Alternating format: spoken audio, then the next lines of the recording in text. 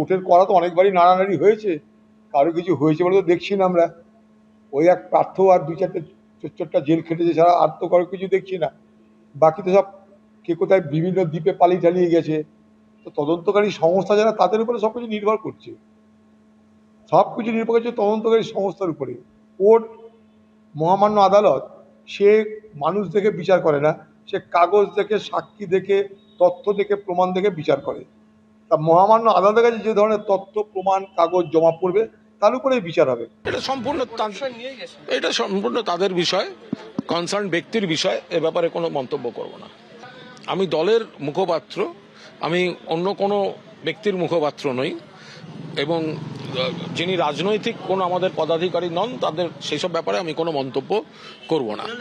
তদন্তে আজকে যিনি গেছেন, আইনের যা প্রসেস, সুপ্রিম কোর্ট যা বলেছে, এগুলোর সঙ্গে তৃণমূল এবং এই রাজনীতির কোনো সম্পর্ক নেই, ফলে এ বিষয়ে কোনো কথা বলছি না।